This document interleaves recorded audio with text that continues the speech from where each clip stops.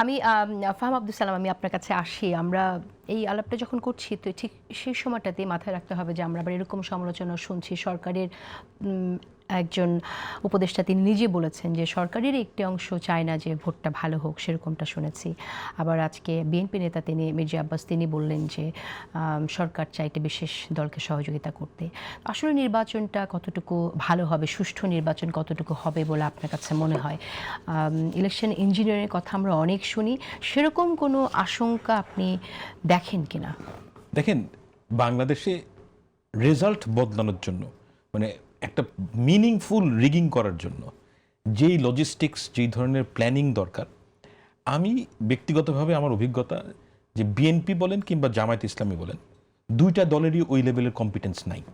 মানে আপনি যদি বলেন যে একেবারে পুরো দেশের মানে 2013 কিংবা 2018 নির্বাচনের মতন ওই লেভেলের রিগিং করার, এটা কিন্তু খুব কঠিন। এটার প্ল্যানিং খুব আগের থেকে করতে হয়, এটার সক্ষমতা লাগে, আপনার জায়গায় জায়গায় নিজের লোক লাগবে এবং তারা সবাই নিজের আত্মা বিক্রি করতে রাজি হতে হবে।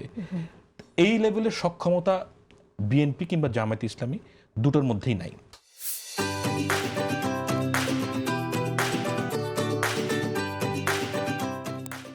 এবং দ্বিতীয় যে কথা সেটা হচ্ছে যে বিএনপির একটা ভেস্টেড ইন্টারেস্ট আছে, যেহেতু তারা যে কোনো পোলিংয়ে বিপুলভাবে এগিয়ে আছে। তাদের যে ভয় সেটা হচ্ছে যে কোনো জায়গায় যদি কোনো উৎসাহী লোক যদি বিএনপির পক্ষে রিগিং করে, এবং এটা যে হতে পারে এই সম্ভাবনা উড়িয়ে দেওয়া যায় না।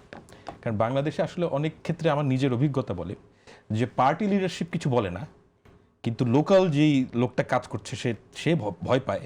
যে যেমন 2000 মানে ইটস এ ফানি স্টোরি, 2018 নির্বাচনে আওয়ামী লীগের অনেক জায়গায় মানে ওদের নিয়ম ছিল, ওরা বলেছিল যে এই এলাকার থেকে বিএনপিকে জেতাতে হবে।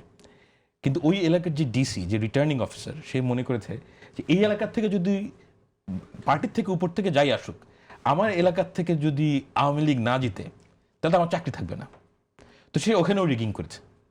তো যে কথাটা আমি আসলে খুব ছোটভাবে বলতে চাই যে বড় লেভেলের রিগিং হবে না, ওই বড় লেভেলের ইলেকশন ইঞ্জিনিয়ারিং হবে না, কিন্তু ছোটখাটো ভুল ত্রুটি বহু জায়গায় থাকবে। ওকে, কিন্তু আমরা এই যে শুনি, আমরা অনেক শুনছি এটা যে প্রশাসনে অনেক লোক রয়ে গেছে যারা আসলে প্রশাসন নিরপেক্ষ না, মোটা দাগে এই কথাটা আমরা শুনছি।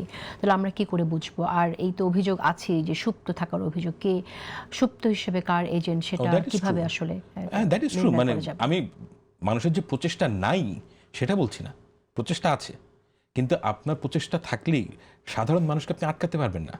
মানুষের 5ই আগস্টের পরে একটা সচেতনতা সৃষ্টি হয়েছে, সে ভোট দেওয়ার জন্য উন্মুখ হয়ে বসে আছে। এই যে তার যে নতুন কনসিয়াসনেস, সেইটার এগেনস্টে আপনি একটা ছোট্ট কেন্দ্রে যেতে পারেন, কিন্তু পুরা দেশে এই ধরনের ইঞ্জিনিয়ারিং করা আমার কাছে মনে হয় না সম্ভব।